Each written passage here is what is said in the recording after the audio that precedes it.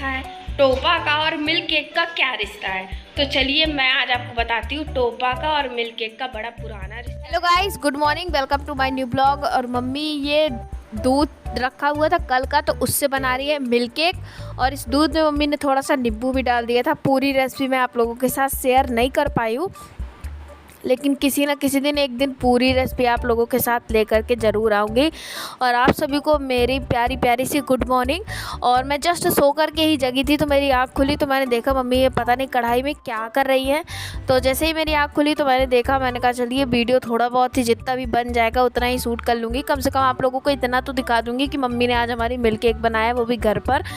तो इस तरीके से मम्मी ने दूध को औट करके इतना कम कर दिया है, खोबे जैसा कर दिया है। और उसमें डाल दी थी शक्कर के साथ डाल दिया था नींबू, क्योंकि मिल्क केक में दाने से रहते हैं ना गाइस, तो उसी के लिए मम्मी ने थोड़ा सा नींबू का इस्तेमाल किया था, तो वो डाल दिया था। और अब बस इसके बाद उसको लगातार कंटिन्यू चलाती जा रही हैं ताकि वो गाढ़ा हो जाए। मिक्सचर जो रहता है ये छोड़ देंगे तो नीचे लग भी सकता है, तो शायद मम्मी इसी वजह से चला रही थी। मैं पूरी रेसिपी देख ही नहीं पाई, तो आप लोगों के साथ अच्छे से शेयर भी नहीं कर पाई, लेकिन किसी न किसी दिन पक्का एक अच्छी सी रेसिपी लेकर के आऊँगी मिल्क केक की, और आप लोगों को पूरी फुल रेसिपी दिखाऊंगी। लेकिन अभी आप इसी से काम चला लीजिए और प्लीज़ मेरे चैनल को लाइक और सब्सक्राइब कर दीजिए गाइस। तो जैसे ही ये गाढ़ा हो जाएगा ना, तो इसको एक ऐसे बर्तन में निकाल लेंगे जिसमें घी लगा हो, मतलब घी लगाना होगा, उसमें घी लगा लिया जाएगा। तो मैंने एक कटोरा लेखा है और उसमें मम्मी ने घी पहले से ही लगा दिया था, तो मैंने अच्छी तरीके से उसको पूरे कटोरे में फिक्स कर दिया था।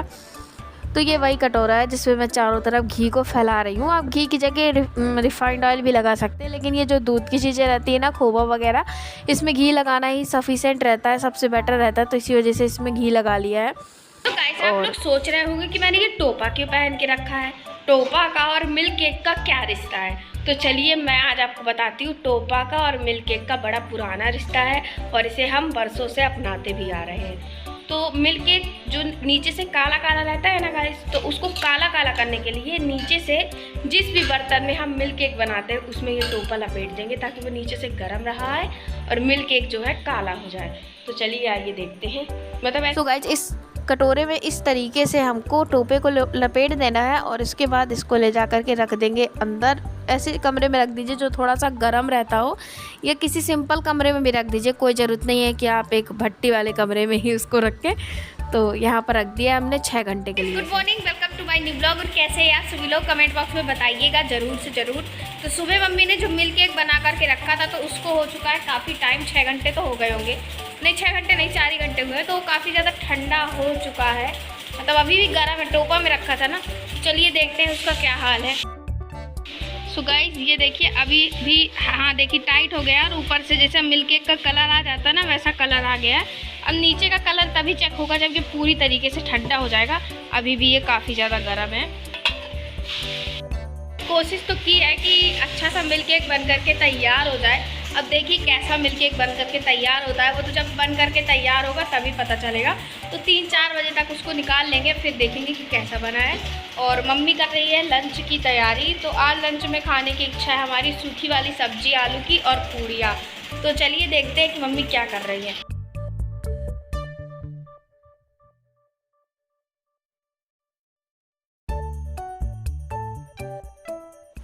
सो गाइज़ मैं यहाँ पर निकाल रही थी वो आलू के पापड़, जो कि ठंडियों के ख़त्म होने के बाद होली के पहले बनाए थे। ठंडी ख़त्म होने के बाद होली के बाद शायद बनाए थे, तो नहीं होली के पहले बनाए थे, होली के पहले बनाए थे, कुछ होली के बाद बनाए थे, तो ऐसे ही पापड़ बनाए थे।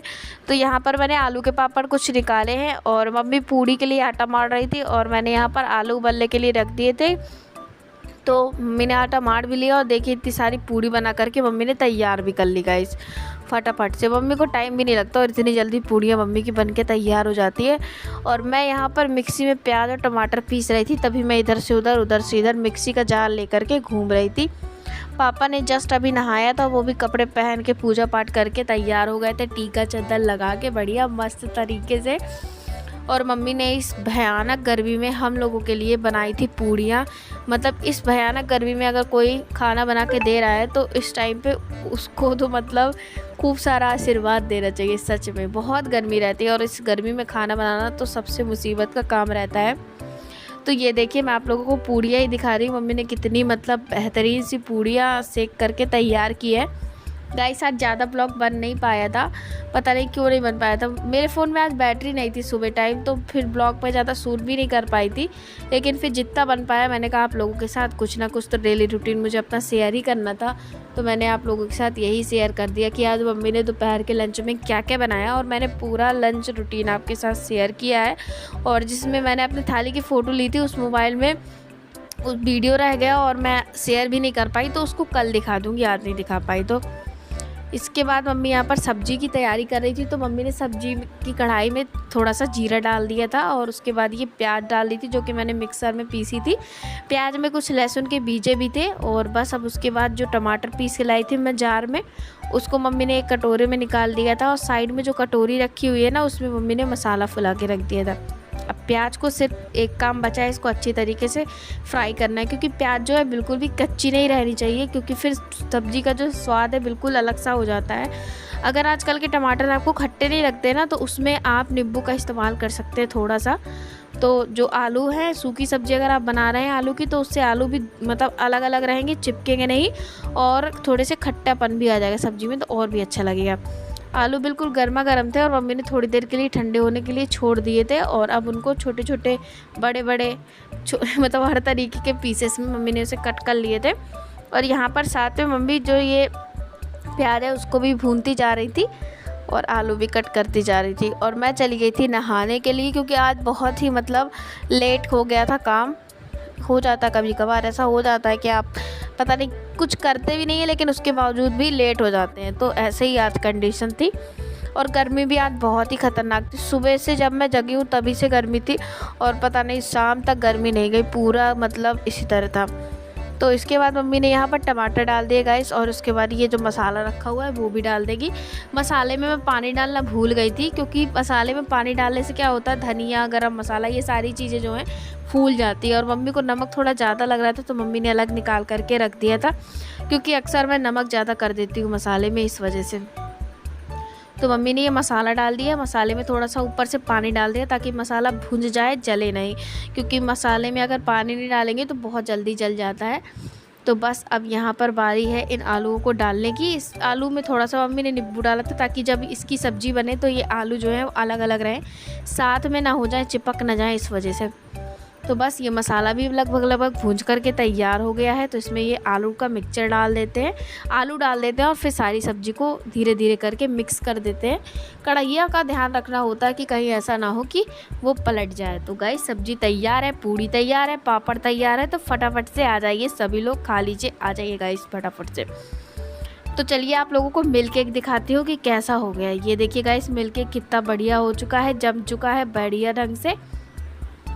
और मतलब बस एक दिक्कत थी कि कलर नहीं आया था, बीच में हल्का सा आया था पीलापन, पूरा अच्छी तरीके से काला नहीं हुआ था। जैसे काला काला हो जाता ना, वैसा नहीं हुआ था, क्योंकि इसमें घी डालना हम लोग भूल चुके थे, इसी वजह से शायद ये काला नहीं हुआ था। लेकिन अगली बार जब रेसिपी लाएंगे गाइस तो पूरी फुल रेसिपी लाएंगे, क्योंकि मम्मी मिल्क केक बना लेती है।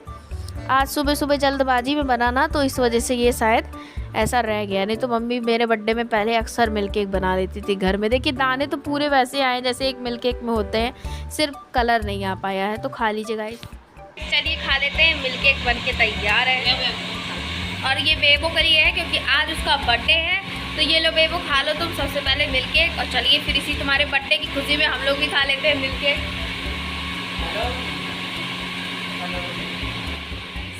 समय है और आज शाम हो चुकी है, मतलब लंच वंच कर चुके थे। मिल्क केक भी आपको दिखा दिया, तो बच्चा बना था, लेकिन थोड़ा सा ब्राउन कलर नहीं आया था, क्योंकि उसमें मम्मी घी डालना भूल गई थी और थोड़ा सा कम उठा था।